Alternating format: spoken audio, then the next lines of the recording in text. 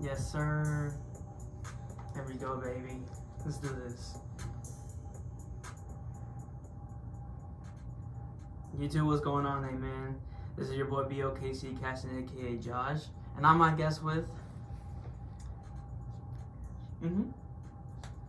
Hi, my name is Ash. I'm a guest star today, and this would be my very first time ever being on a podcast. So, woo! Yeah. Also, killer introduction. You already know it hit like that. Yeah. Like she's a long way Okay. from suburban town, came to the city, but the love got her hurting now. Oh my, she's a long way from suburban town, long way, really long way from suburbia. Hey, okay. Starting for the good intro, man. Today I'm. It's Spider-Verse. You already know you got it. Yeah, you For already know sure, it's the best. for sure. I mean, that's one of the best movies I ever seen in my life. Oh, definitely. Not to mention all the diversity and the effects, the cinematic effects and everything, the animation. Like, the list could go on forever. Not to mention. We can talk about this movie all day. Yeah, we could, couldn't we? Yeah. You want to? Why not? Let's get into it. mean, if you want to hear the spoilers, I don't mind. I mean, if you're watching the movie Spider-Man Across the Spider-Verse, that movie was one of the best movies I ever watched on my birthday. When I watched it for the first time, I was not expecting to be that freaking good from the first one. Yeah, like, I don't know what it is, but something about the movie just is on a whole nother level from the very first movie. Because with the first movie, it talks about an adolescent going through like the motions of trying to have to grow up and meet others' expectations, you know? That's correct. And then at that one moment and point at the top of the building, when it comes on with "What's Up, Danger," and he makes that leap of faith right there, then he's finally made that transition. The one that like a lot of teenagers try to make it through, especially in high school or middle school, right? I mean, that's how it is. It's that that wake up moment, like I'm right here right now, like I can do this. That's reality, right? Yeah. And with the very first Spider-Verse, it's about I think the way to say it is someone's childhood almost ending. Right. And with the Spider-Verse, Across the Spider-Verse, now it's this person who's became a teenager now. Now it's almost like he's gonna have to grow up and become an adult. Yeah. He's on like the next level of a Spider-Man. Yeah. Like just like Peter. I mean, didn't he die at the age of 25 against when he was facing the first one? Yes. 26, something like that. In the first movie, yeah, Peter did die. The actual Peter did die. Yes, Peter A. Parker. Peter, yeah. Yep. And then of course his lovely hobo, janky, broke Spider-Man mentor. Peter B. Parker. Yes. Yes, he came through the wormhole or the portal. You see the man just crying in the shower. I swear to God, that could be anybody on any Monday. Yes. It happens every single day Monday. You wake up in the morning. It was like, it's Monday. I don't want to get up. I want to stay in bed and be depressed. It's just like every battle when Miles introduced the actual Spider-Man, I was just like, whoa. They both were sensing their senses when the first time they did. It's like that. It's like that. When he got it's like that vibe check that that's always talking about. Like, oh, you meet the vibe check, or they just got a vibe. Yeah. That's actually their spider sense. Yes. Yeah, it's their spider sense. It's basically like you meet up new people. You feel some type of wave of energy. Yeah, like it's a negative energy. Like you can look at someone and you're just like, I don't like that person. I haven't even met them, but I just know like we ain't gonna get along. Or you can look at someone else and you can be like, they cool, I'll hang out with them. Like, that could be my new best friend, Or, like, you look at someone else, like how Miles looks at Gwen, and already he's like, homeboy falling for her. He be falling. My boy was going at it in that movie. My God. He tried to riz her up so many times. And ended up giving homegirl a freaking half-shaved bob, like... it wasn't puberty. So I have a question for you about this. When we both did watch the movie. Yes. What didn't matter to you when you start drawing the Gwen picture? So the Gwen portrait where she describes her point of view of her version of everything that happens. You know, in the movie, every spider person that Miles encounters, they have their own story of how they came into his dimension. Peter B. Parker, he was in his apartment doing crunches. See the air quotes? Yeah, we all know he was eating up that slice of pizza. Vince actually, he was in his living room, and then he gets sucked through the portal into his dimension. Then Spider Noir, Penny Parker, Spider Ham, all of them, they have their own little stories for how they got through. Gwen's, on the other hand, is a lot more darker. Yeah. See, Gwen, she's Spider-Man there, so any kind of responsibility or hardship that she faces is somewhat parallel to the original Peter Parker, you know? Right. In this world, in this dimension, she's Spider-Man, but her best friend is Peter Parker, and her father is head of police. And she is considered a fugitive, you know, a vigilante. We got the Spider Geek here. Obviously, or why else would you bring me here? Nah, that's crazy. I mean, that is true, because in the beginning, when I first time watched the beginning of the story, I was like, where did, first thing first, where did... Female spider, right? Where did Miguel O'Hara came out of nowhere at the beginning of the movie? I'm just like, why is the movie just getting started? And we see some action event out of nowhere. Right. When I saw Miguel, like, just boom, straight through the portal into the vintage vulture. Yeah. Bro, that vulture was crazy. I mean, like, the graphics and the animation on that you can't even top it. I mean, like, imagine taking every single movie in cinematic history and combining it into the Spider-Verse time frame. Like, that can take hours and hours and hours of hard-ass dedication and work and concentration. I know for a fact they were running high bills with coffee, energy drinks, all that. Mentality was probably through the roof. Yes, I'm like, I could imagine, like, if there was, like, another Eddie Brock being Venom. Oh, man. That would be a different Eddie Brock instead of Eddie Brock, it could be Flash Thompson as Venom. That would be really good too. I almost forgot about Flash Thompson ever being Venom. Was he Agent Venom, right? Definitely Agent Venom, and I only saw Flash as Agent Venom in the Ultimate Spider-Man series from off of Disney XD back in the day. Because on Disney Plus you get all the Spider-Mans, the animations, the current Tom Holland movies. Yes. I don't know why they don't got Spider-Verse. Disney probably can't afford it. Probably. But they do have all the Venoms, though. You gotta give them credit for having Venom. And another thing I'll never understand, though, is why they don't why is he not included, Because even though he's not technically speaking, quote-unquote, a Spider-Man, he was originally made for Peter Parker.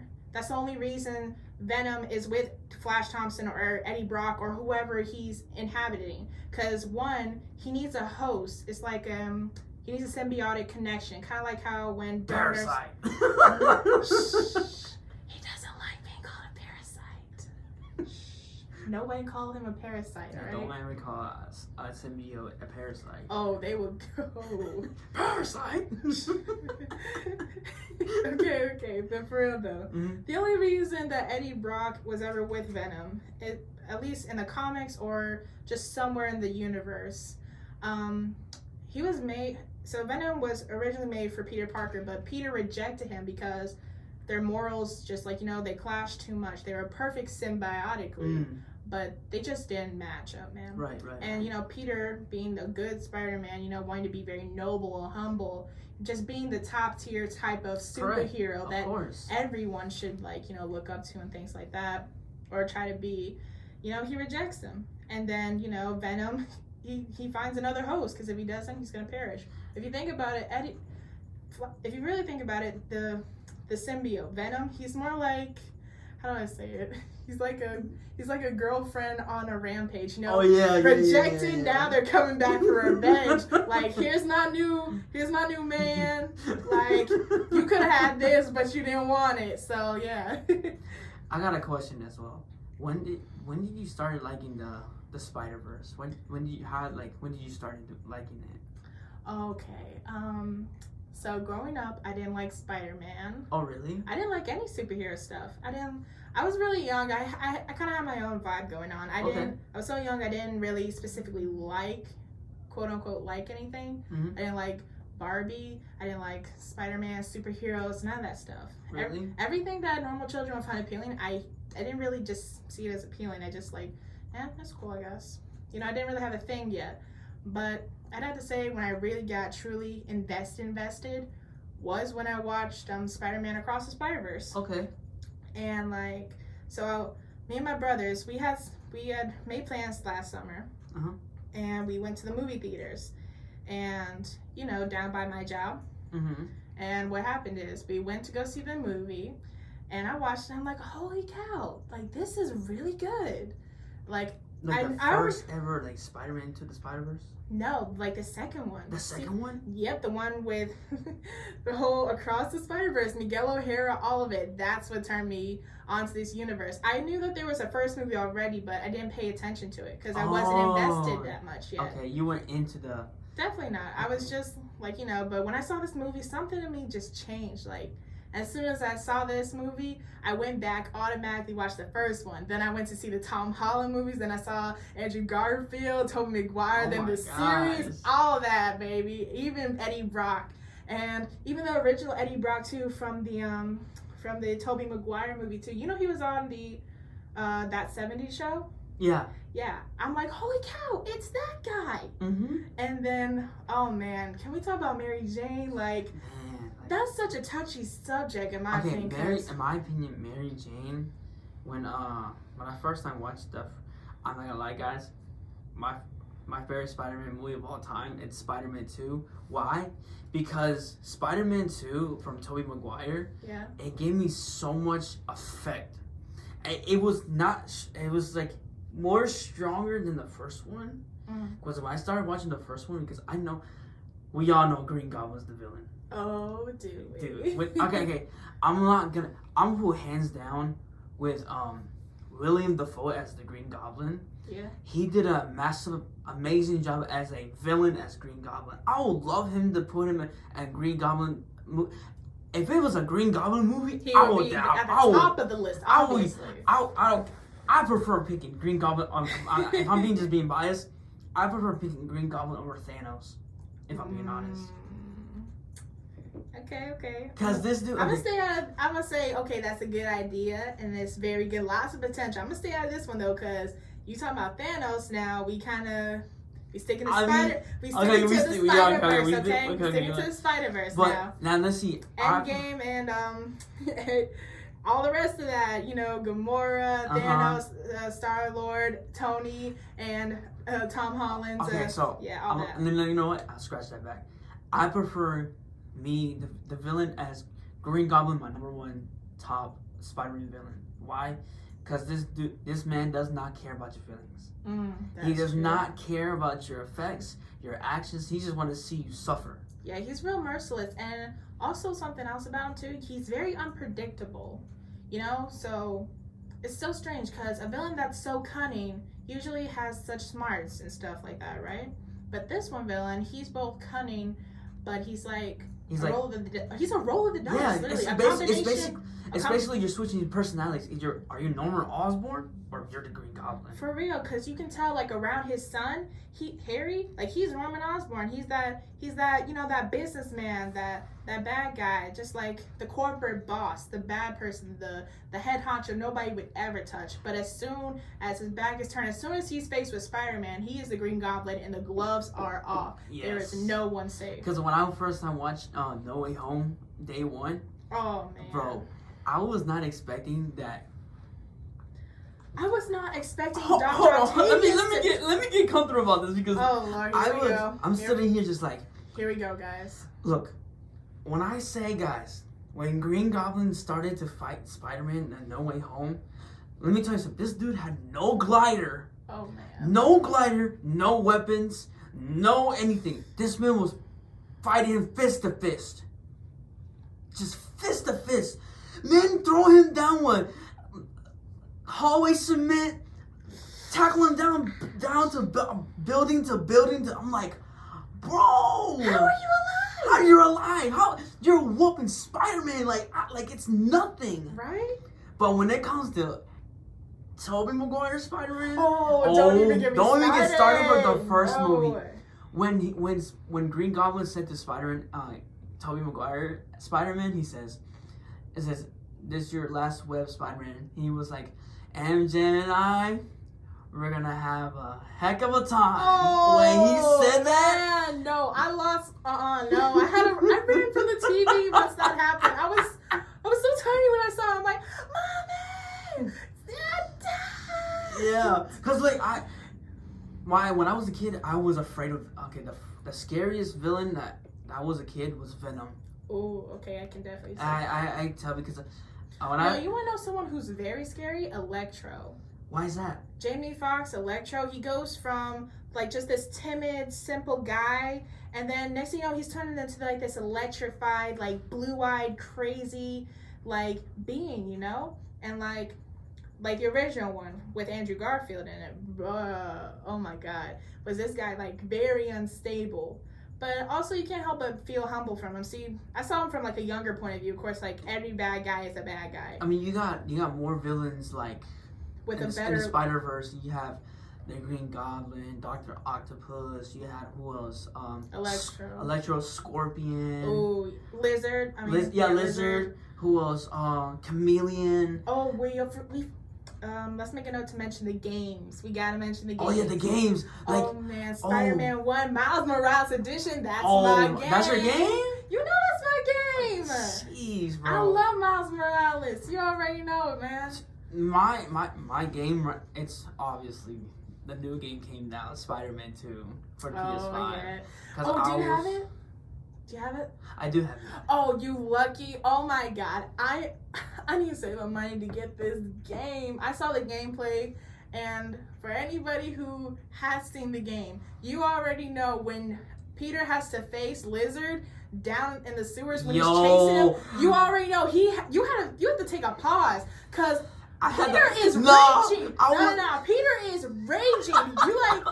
You're just like, bro, calm down. Like I paused the game. I said, I need a moment, bro. For real. I paused. I need a moment. I was like, Peter, calm down. Because at this point, though, like Venom, he's starting to corrupt Peter. That's what you're seeing. You're starting to see the corruption come to light. Like first, it starts internally with Peter's actions. Yeah. Like one moment he's saving somebody, but instead of consulting them and seeing like if they're okay, he just puts them to the side and he goes back after the villain. When he goes after Lizard during the chase all throughout New York City, he is constantly ridiculing him for his decisions about his family, his career, the danger he's put everybody in. Basically, he's claiming that everything that's happening in that moment is his fault. The normal Peter would never do that to the Doctor. And we all know this. And you just need to take a moment and realize, like, that's not the real Peter. That's the Venom talking, literally. That game, when I played that, I was just like, bro, man, I'm over here just like thinking to myself, it's just me, I'm the villain, or I'm just like, or just Peter just being the villain right now. Just like, the more he is, the more he gets mad, the more it gets stronger. The more the symbiote gets stronger, the symbiote is unstoppable to take it off. Yeah, but on the other hand, though, you gotta admit, like, Peter, that power that he held and his desire to help others and do good with it, but at a minimal amount to what he can do, you know, that desire just to do good, that stuff goes hand in hand real quick, you know? And like, Peter, he didn't want to hurt anybody at first, you know? And he didn't want to even when the corruption was almost complete. You know, like some of the sequences that you hear him talk to himself, he's like, time to do some actual work or do some actual better. Time for the Spider-Man to step it up. You know, like he doesn't turn into an actual villain. He's more like a vigilante, like a true vigilante now. But with more of a vain type take. Like, you know, he's the higher power, like closer to almost just being like, you know, sense of God, you know, because he's just trying to right the wrongs of the world. I mean, you have different symbiotes. You have Venom, Screech, Scream, right? Screech, Scream. Who else? Riot. You got Anti-Venom. You always have Carnage. Who else? Scorn. Oh, Hybrid. Don't even. Is Hybrid an anti-hero or a villain? To be continued. Okay.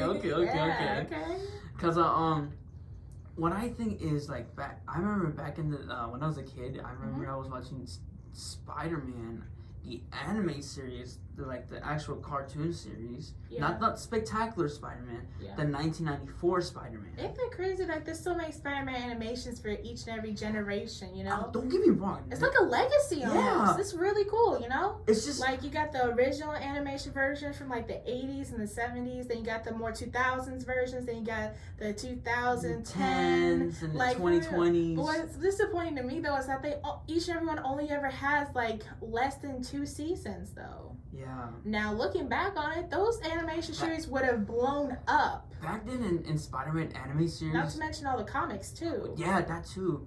There's a lot of comic books Oh of my Spider-Man. god. Dude, it's staggering knowing that comic books used to be like a dime each. Nowadays, it can go up to almost thousands of dollars for just one single comic. And you're adding inflation on top of it, too. It's just like every comic book and every superhero you watch and you read, Yeah. and it's just like the purpose of that character, what they're suffering at, you know? Yeah. Like, look what happened to Peter when he had Uncle Ben. Oh, may he always rest in peace. You know something else, too? What?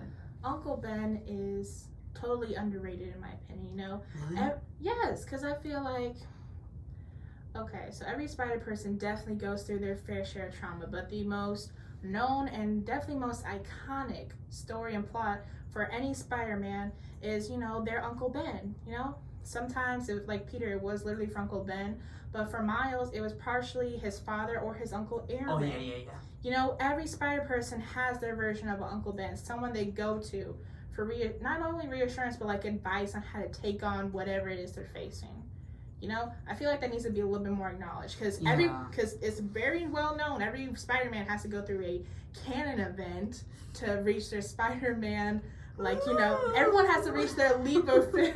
Yes, their leap of faith so that they can join the Spider-Verse. But I don't think anyone acknowledges Uncle Ben moments more. I mean, like, and there's like other like it could be similar like Uncle Ben, like for instance, like Spider Girl and Spider Man. I mean, it blew my mind that was the daughter of Spider Man as Peter. That blew my mind because I thought it was like, why did she look like Mary Jane? I was like, oh, it looked. That's why. Yeah, her name is. That's why it's called her name May Parker. It blew my mind. Like I was like. And can we just like love the fact that it's after Baby and May? She was so cute. Oh man. And when you see Mayday like in the movie too, oh my god, that little baby spider, she got some energy. She got moves. Mm-hmm. The way she be hanging upside down, like when you first meet her too, she be like, wee, and then she's just climbing up walls already. Like that's a baby's first steps. And then what about the part where she literally drops on O'Hara? Oh my god. And he's just casually like, take this thing back to where it came from. Take it back through to that dimension. It's adorable, but I won't admit it. See, back to villains. Okay. So you said we had Green Goblin, Chameleon, Scorpion, Lizard, Venom, Spot. Oh, yeah, he's a new one. Is he a new one? Is he a new one, or is he just like one that's given the spotlight now? Because you know each villain. We forgot Rhino. We said Rhino. I thought you said Chameleon. We didn't. Oh yeah, I did say Chameleon. Yeah, okay. Rhino. Don't tell me about my Spider-Verse. Who else? Spider-Verse villains. Who else? Craven. Oh. Craven is crazy. Oh my god, dude! What kind of psychopath comes to the concrete jungle, hunting, New York of all places? Like for real. And man, at first in the game when he's hunting them, don't even get started for the game. Oh my god. Harry didn't know what he had done until it was finished. You just. And you could tell it was him too, because he looked at himself like, what did I just do? You can really see how big an effect Venom can have on these characters. Like Venom is the low key of the Spider-Verse. You have to admit it. I agree with what you're saying. Because it don't matter how good someone is, like, he can corrupt them. I'm gonna be real. When I first saw Craven and like facing him as a boss battle, yeah. To me, I would say that was one of my top 5 boss battles in Spider-Man franchise. No doubt. Like no doubt. That's like literally my top 5 because my least one was the one. I'll be real with you. It was with Doc Ock in the first Spider-Man game. Yeah. Okay. I PS4. Yeah. Yeah, because he didn't have no aggression. I mean, Only in his voice. Only in his voice. But yeah, I can definitely see, because all he did was just like whip his arms at you, trying to knock you off. But what aggravated me most was like, you didn't have any of your web fluid. You couldn't do anything, you know? Like, you didn't have any of your gadgets or anything. You just had to be ready to like move over. Yeah. And that was it. The fun villains, like intense villains, like Hammerhead, Sandman. Oh my God. Oh my goodness! Don't let me get started with that one. The very first boss battle you take in the very new Spider-Man 2 will be Sandman, this cataclysmic like giant from Spider-Man 3. If you've ever seen the movie, it is exactly like that, but 10 times better, 10 times grander, 10 times louder, 10 times the effect as well too. Not to mention, you get to use both Spider-Man at the same time. I was like this. I was like, hold on a second. I was like, is that Sandman? Yes. I was like, there's no way there's Sandman. I was like, and I looked at it again one time. Miles. Spider-Man, where are you? Miles on the hand, he was like, I need help. Emergency. Like, how awkward could that be? Like, your mentor being your mentor. And Peter was like, Miles, I need this job. Like, man, I need this. And the next thing you know, he said, what's the trouble? So when they went up there, swinging on top of the school building, he said, that problem. And he was like, he's like, you already know what time it is. oh my goodness. Whip it out.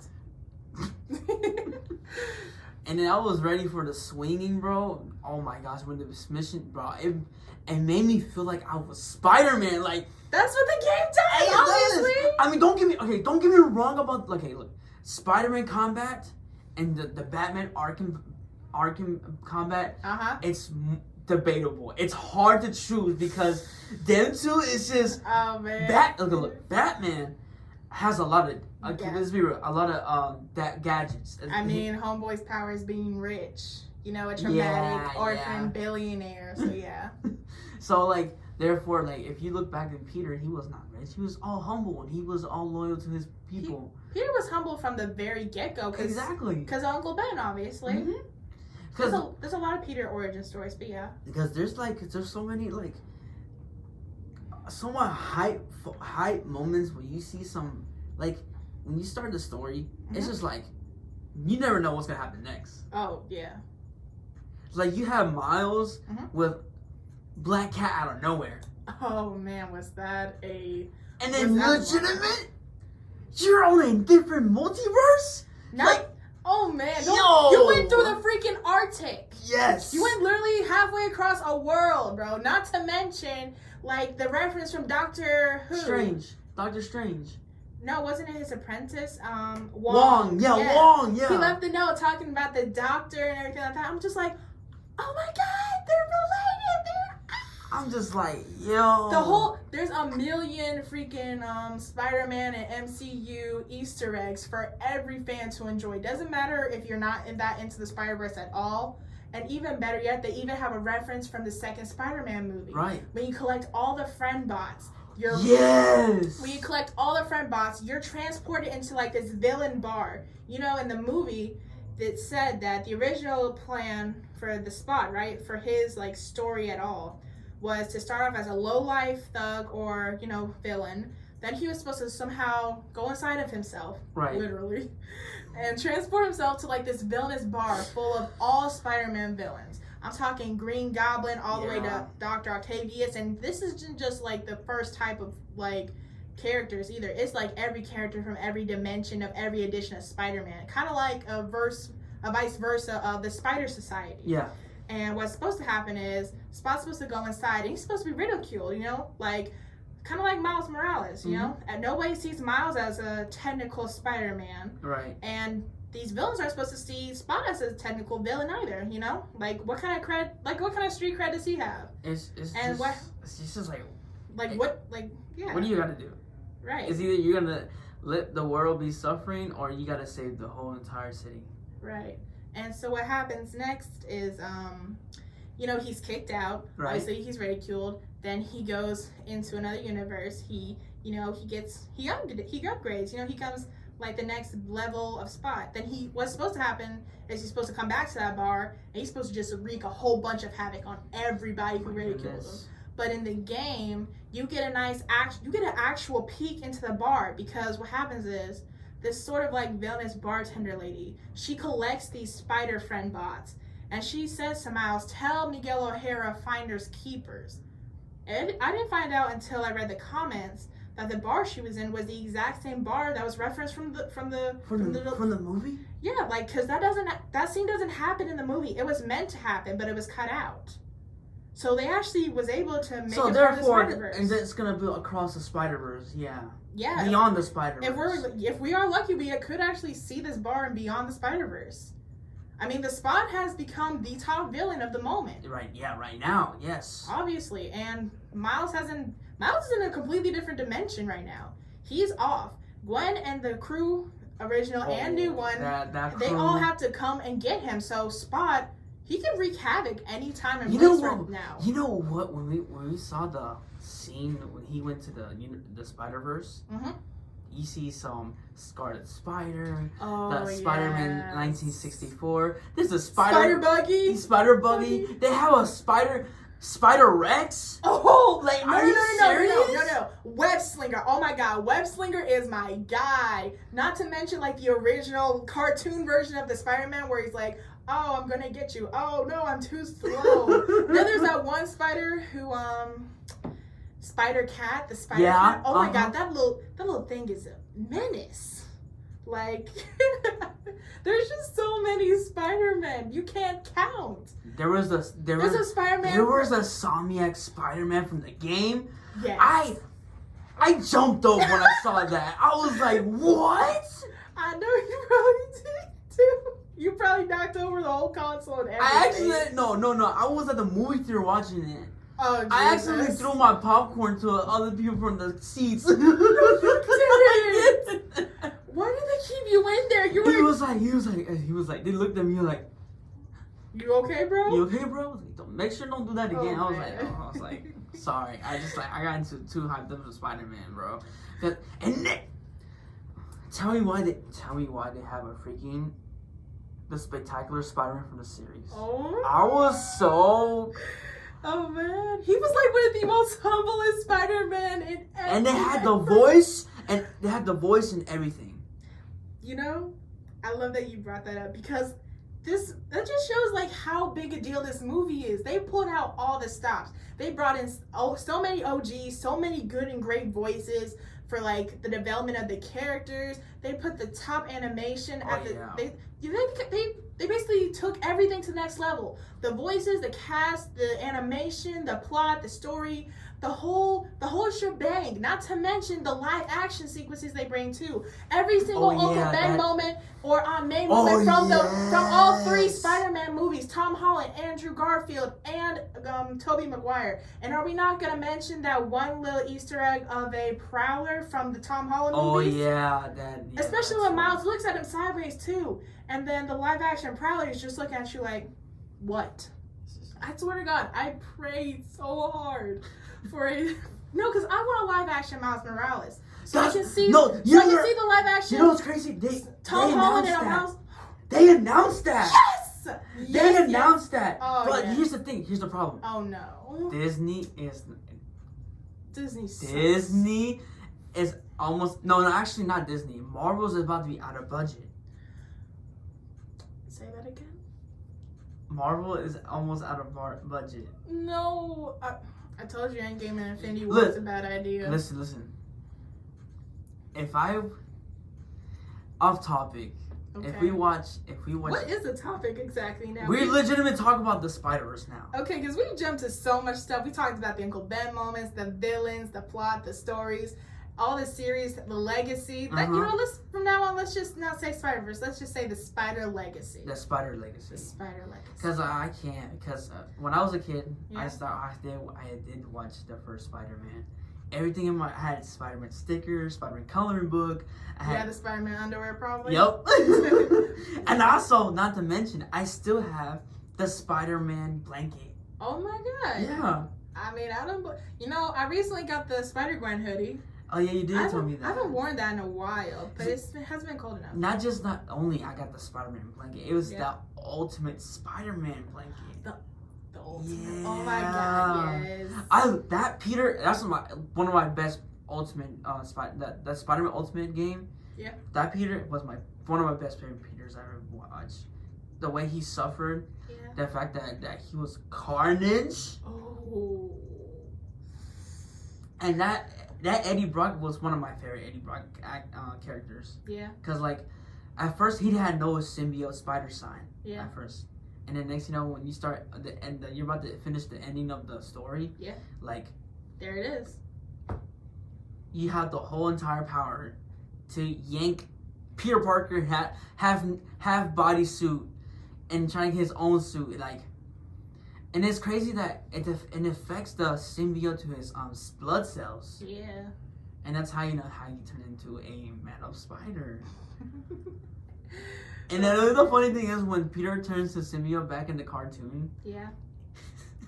One of the corniest lines I ever heard in my life. Say it. Sucker! You can escape from me! Oh, no. You know the best and most iconic moment of any Spider-Verse is when you got a whole gang of spiders and then you just point it at each other. Yes! That's Spider-Man?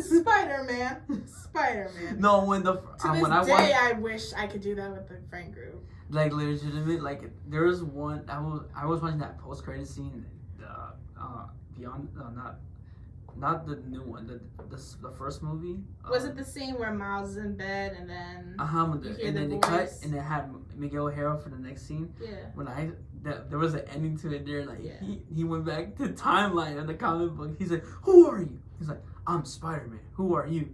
"I'm Spider-Man." He's like, "No, I am Spider-Man." He's like, "I am Miguel O'Hara. I am Peter Parker." You gotta admit, man, Spider-Man and sometimes MCU, they be coming up with the funniest, like, gags and lines in the universe. Like, okay, so was this from Infinity War or Endgame? It was when Thanos had first kidnapped Gamora, and Peter. It was Infinity War. Yeah, and Peter, Quill, Drax, and just yeah. Basically, the whole gang of Guardians of the Galaxies was going to go save her, right? And you know that one point when Tom Holland is held at gunpoint by Chris Pratt, and he's just like, "Tell me where Gamora is, and or else I'll blow his head off." And he doesn't know what Terra is. He doesn't know he's from Earth. And then there's that one moment where everyone's like, "Who is Gamora? Where is Gamora?" And then you look at Drax and he's like, "I'll do you one better." Why is Gamora? Oh man. No, you can't top that kind of comedy. And then you know what surprised me when the Infinity War franchise with Spider-Man was confirmed in there? Yeah. When I saw that Iron Spider, the Tony Stark suit with it. Oh my gosh, that has to be one of the best suits I've ever seen in my life. It is one of the best suits because it's in real life. Yes. It's not just animation or comic anymore. This is the next level. This is like it's almost bittersweet, you know, because it's still got that hype and it's so I just can't put it into words. That's like one of the best. I prefer the Stark suit over that. That suit for the Infinity War. I prefer that suit over the Homecoming suit. I like the homemade suit. Don't get me wrong. I like the homemade suit. I find it really cool because he made those homemade goggles. Yeah. And it just like. I'm like, yo. I mean, it ain't bad. It's way better than Toby's in the beginning. Oh. Talking about the human spider and just got sweats on, blue and red sweats on with black spider markings all over. Trying to make it look like a web. I'm like, wow, they really had low budgeting for costumes. I was like, wow. Don't get me wrong. It's not a bad suit. It's like. You're right. It was terrible. It was. I mean, the only good thing about that scene ever was that homeboy didn't get pounded into a pulp. He was like, "Hey, freak boy, I came for 3 minutes. 3 minutes of hip time." I was like, you know who that was? You know who that was? Randy Savage. Like Randy Savage. When I was like, I didn't know who it was for at first. I was like, then now like I look back, I was like, Randy Savage with the Spider-Man movie? That's like one of the craziest. The announcer, he's always in every movie. Have you noticed that? No. The ring announcer? Yeah, he says the announcer. Amazing Spider-Man. Yeah. Then why he went to the movie the theater to see Mary Jane when he got late to the and then and then the third one he went to a restaurant. I didn't see him in a restaurant, but I know he's talking about. Oh my God, that was him. Yeah. Oh man, I never noticed that. Have you not noticed that he was like? No, I was too preoccupied. No, I was too preoccupied by the fact that Mary Jane is on a balcony screaming because it's falling. She's like, no, because it's the same announcer. He was like, "The Amazing Spider-Man," and then you have the second movie. He's like, "Sorry, sir." I was like, "You're all sold out for your ticket." He's like, "But Miss Watson." Wait, the restaurant. Was this in the third one where he was gonna propose to him? Yeah. Oh my God, was him. I love that. He said Pecker, Parker, Parker. Bro. That has like one of the best cameos I've seen, bro. What about Stan Lee cameos? Oh, the third one got me a little bit like it hit me when he said because that was so dope. Mm-hmm. Like, did you know Stan Lee and he had a documentary. He said that you can't name a man. He Spider-Man. He said that Spider-Man is probably my number one favorite hero of all time. And I was like, what? And he says, why? Because under that mask, it's not just Peter Parker. And it can be anybody behind that mask. Really? That's what he said. That he said it can be either be Peter Parker. It can be me. It can be it can be a monkey or a cat or other human being. A T-Rex. A T-Rex. Like, what do you think of the Spider legacy just keeps going up top? You got me there. Okay. Exactly.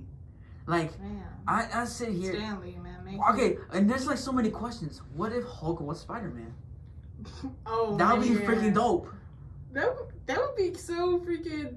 I can't even put that into words right now. I'm just imagining Hulk, red shorts and everything, saying Hulk, wow! Because like there's it can be possible. Like Wolverine, it's possible it can be because Wolverine has been Spider-Man before though. Yes. In the series, remember when they switched bodies? Yes. That was hilarious. That was crazy and cool at the same time. Yeah. And then I was thinking to myself, since I said Wolverine is a mutant. Yeah. Beast is a mutant. Mm-hmm. My question is Spider-Man a mutant? Ooh, that's a good one. Well, I don't think it would count though, because when you're a mutant, you're born with those powers. Peter acquired them because the spider bit him back at Oscorp. Yeah, because like when he started as a human guy. Yeah. It's just a human being with no powers. No, he was just a nerdy teenager. Yeah, simping with Mary Jane. Yeah, that was going nowhere. Nah, but when I started watching, you said Mary Jane, so let me tell you this. Yeah, Mary Jane. So Mary Jane, the toxic one. Which one? The cartoon character? I think we can agree that the live action was probably the most toxic. Yeah. Kissing Harry and all that. Like, I don't know, man, because like Peter Parker's relationships are so complex, because he's got Peter got how many girlfriends he got? He had Mary Jane, he had Felicia. He also was it Felicia or Felicity or Felicia. Felicia, okay. And not to mention that one Gwen her Stacy. name was Gwen Stacy. Not to mention Silk. Oh yeah. Because she's deaf. Yeah, Also, they were both bitten by the same radioactive spider. So technically speaking, they both have a physical chemistry. That's why they can't stop getting together. And also, who else that Peter had? Right? He had There were so many. I can't. Those are just like the basics, though. Yeah, but Mary Jane, on the other hand, I don't. Is Peter, somebody else simping for Mary Jane? No. You sure about that? I'm positive. Are you sure? I'm sure. Okay. Yeah, but. Okay, really? go ahead. But Mary Jane, on the other hand, like, okay, movie action wise, she was alright. cartoon wise, like the Spectacular Spider-Man. Oh, that 10 scene, times better. see that Mary Jane from Spectacular Spider-Man she was loyal to Peter. Mm-hmm. She fell in love with Peter. Mm-hmm. She wanted to have a good thing with Peter, and I'm over here just thinking, why this Mary Jane is so much better than the other Mary Janes? I don't know. Maybe. Like, well, with live action look and stuff like back- that, maybe it was like to like, you know, sometimes they change the story just to keep it going and make it more interesting. Maybe that was why. Because so far, the only connection between those two Mary Janes that I ever saw was that they both had this, like, you know, this loyalty to just keep Peter's secret and to keep dealing with what they're going through. But with the live action Mary Jane, she never understood, or she never. Sorry, I had to do it. Right. But yeah, with the animation Mary Jane, she was 10 times better because she understood Peter's situation. She went along with what was happening because she understood, and she still loved him for it. But live action Mary Jane, she just keeps his secret. That's And what especially I'm talking especially in about. the third movie too, when Peter's career is taking off, but hers isn't. She gets jealous. She gets insecure. Not to mention that Gwen kissed Spider-Man. Whoa! Hold up. Venom kissed Gwen. Remember? Right. Tobey Maguire wasn't exactly himself, especially when he did that weird. The bully Maguire. He wasn't himself, so I can understand why she'd be ticked off about that. You know, it's obviously you see your boyfriend kiss another girl, like it's going down. But yeah, just... I just feel like there was a whole bunch of bitterness already before, you know, like before Venom stepped in. Right. Because like I think she got more jealous of the fact that Peter was more into it, or like he was more immersed with his quote unquote job than he was with their relationship. I don't know. And then he gets admiration. But like another thing I never understood was, how could she be jealous of a man that goes through so much trauma? Not to mention he's ridiculed as well too. True. Like in the movie live action, Mary Jane wanted to be an actress, but everyone knows in the comics and in the series she wanted to be a reporter. So that is true. So like what I'm not game. Right. Yeah. She wrote that article, and that's how she got the job with Jonah Jameson in the third game. Right. But in the live action, she wants to be an actress. So I'm just not understanding like why she can't. It just doesn't make sense, you know. Her character's actions is kind of like a flip flop. Like her hating Peter after he kisses another girl, that's more than understandable. But before all of that, she gets more jealous and like more insecure and everything. She just can't seem to understand that, you know, like his job isn't exactly something he can just punch out and clock out from, right. You know? That like, is so true. Yeah. Like he doesn't have to go and save everybody, but that doesn't mean he's not gonna not try. That's Spider-Man you're talking about. That is true. Like I sit here just telling myself like, that's another question is, if Spider-Man was Peter Parker and Spider-Girl was May Parker, is it possible Mary Jane can be Spider-Girl? Or Spider-Woman, the Spectacular... Actually, I think Mary... Okay, it might have been Gwen Stacy, or it could have been Mary Jane, but I know at one... You know what? No, it wasn't Mary Jane, it was Gwen Stacy I'm thinking about, because I remember one time I was seeing a comic, and... Instead, it was that iconic moment where Spider-Man is saving Gwen Stacy from the bell tower, but he accidentally gives her whiplash. Instead, this time though, he does it different. Right. Like Andrew okay, Garfield. Okay. Yeah. I see what you're trying to say. I'm not sure if Mary Jane ever becomes Spider-Man, but I do know Gwen Stacy, after Peter Parker sacrifices himself, you know, she throws his suit into the ocean as they're being saved. Then she picks up the suit, she puts it on. And then, like, you know, she gets help from Harry Osborn, makes some, you know, some tech-savvy tweaks to the suit, and then she becomes the Spider-Woman. Okay. Not to mention that, like, back then when I was watching Mary Jane in the original series, there was one episode I was figuring out. Okay, so Mary Jane got vanished by the system of the spot machine, and then therefore, like, my question is, how did Mary Jane appear to be alive again? You know what I'm saying? And then the main toxic thing about her Go ahead, say it. Say it. When Peter Mhm. asked Mary Jane to marry her, this girl, when I say this girl had the audacity to fall off the cliff, she was saying, I'm just making sure that was a reality. How in the world? Can you get more toxic than that? Yes! I tell you, man, there's actual people out there like that. I can't answer that for you. I'm weird, but I'm not crazy. I'm just like, he just asked you a simple question. You know, like, for real. Like, I'm sitting here just like, you threw yourself out the cliff. Just to make sure you were Okay. not dreaming. I guess he's that bad of a boyfriend. She gotta check that it's a reality. Nah, and this crazy thing is like the fact that the original MJ would not do that. I know for a fact she would not do that. Of course she wouldn't. And if anything, she might have questioned the marriage, but she wouldn't like Throw herself kamikaze abandon ship. Like, but nah, though. If it hadn't, okay. How about this? If it isn't Mary Jane, who would be a better fit for Peter Parker? Because with his lifestyle, I have to say it could be Black Cat. Even though, I mean, okay, on the pro side here, Black Cat has a way better understanding of what Peter goes through when it comes to wearing a mask. If you look back to the Spider-Man Webs of Shadows, when he had that symbiote suit. Yeah. You know he was ruling the world with her. He will do that.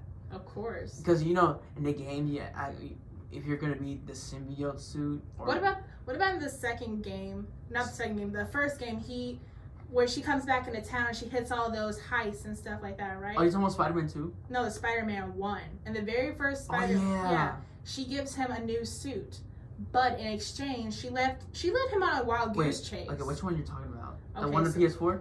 PS4. Okay. So PS4, the very first game for Spider-Man, right before. All right, the dark suit, yes. Yeah. Okay. So there's the first Spider-Man, then there's Spider-Man Miles Morales, and there's Spider-Man 2. I'm talking about Spider-Man 1, where May dies. Oh, that. And Miles Morales is just bitten.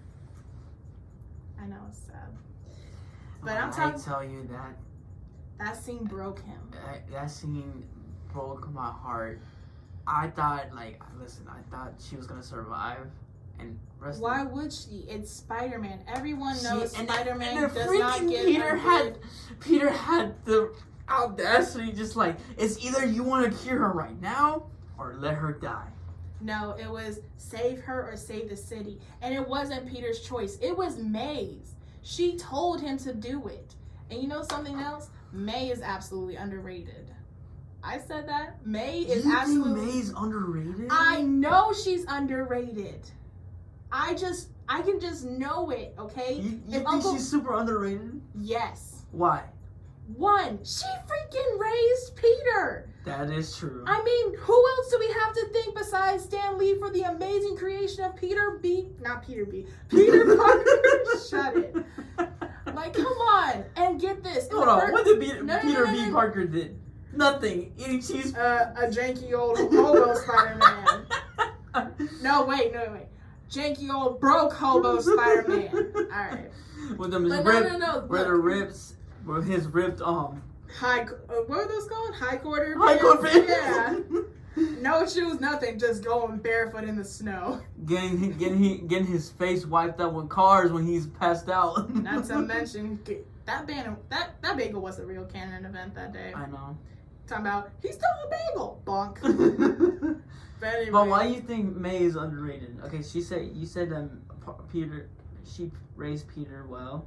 Yeah, of course. Like, she was a single person, raising a young kid. But the thing is, though, in the game, she admits she knew the entire time that Peter was Spider-Man. She admits it right before she closes her eyes. She says, she literally admits it. I know you're Spider-Man. So that's why she told him to make that sacrifice. Say something. You knew? Literally. She knew. I always knew. Like, yeah. Bro, she knew the entire time.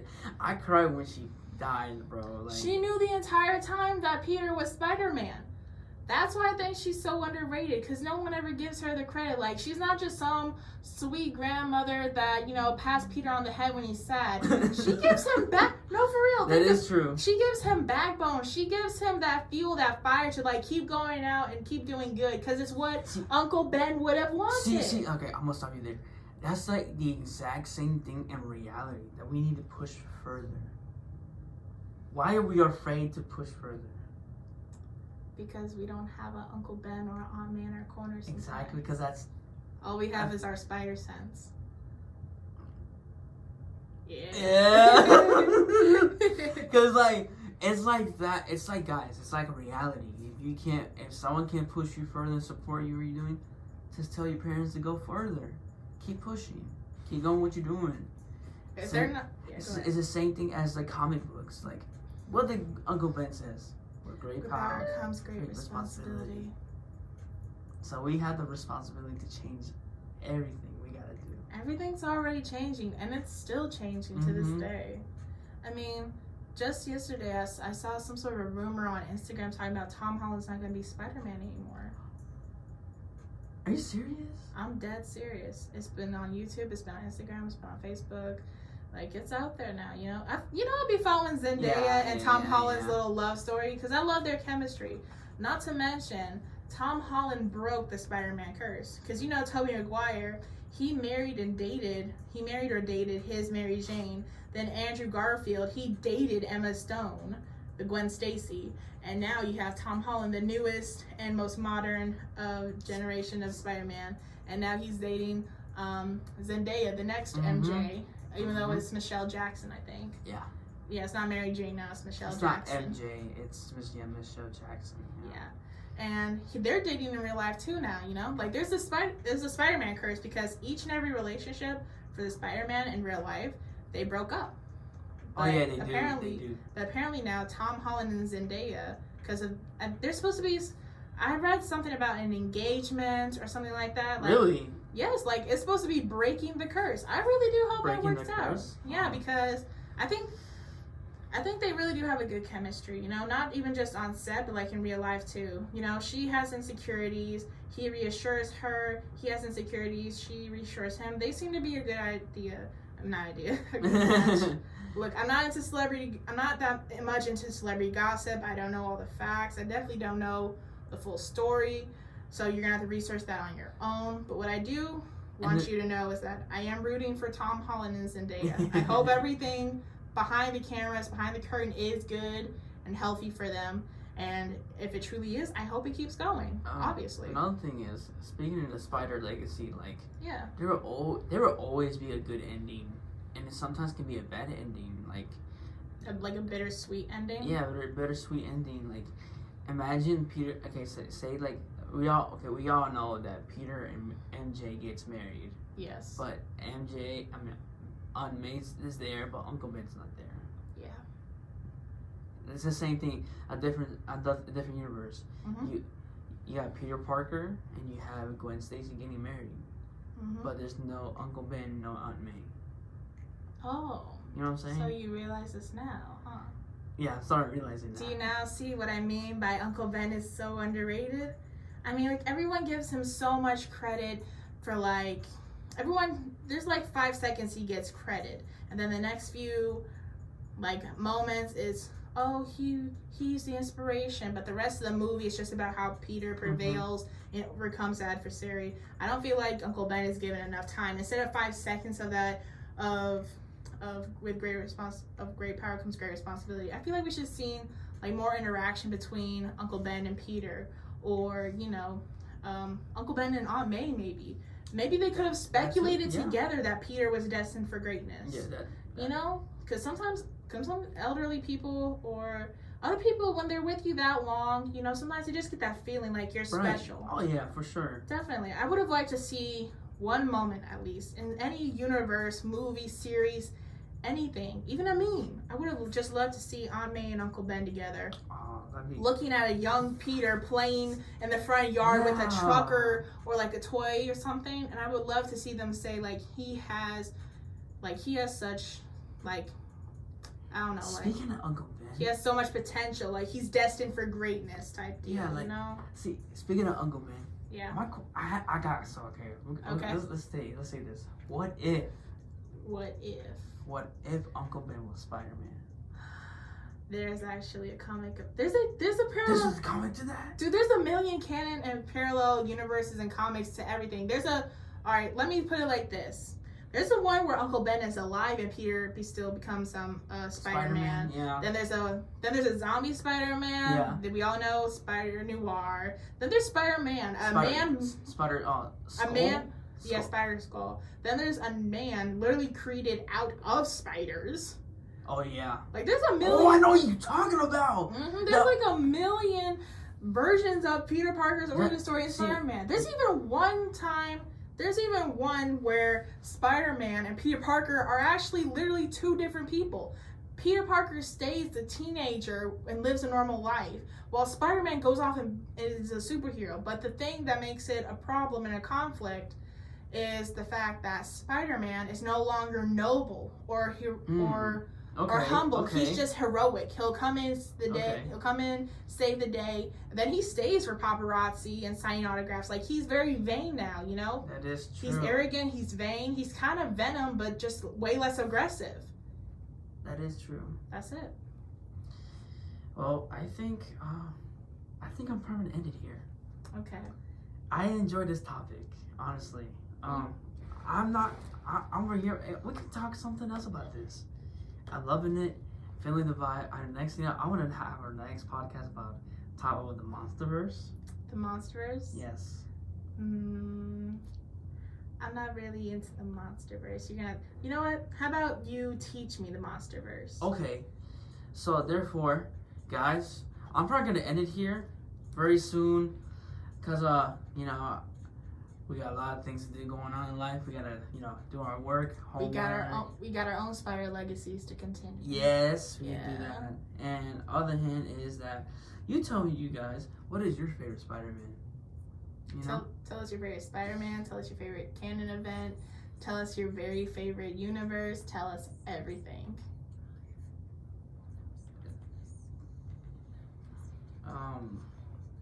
Hey, yeah. Do you think you could end it with like the introduction? I love the songs. Oh yeah, I can do that. Yeah, you know what? Don't play Self-Love. Play Falling. If you can. Oh, I can end it here. Yeah, this is a good one for me. Okay. So do you have like an outro? An outro? Yeah.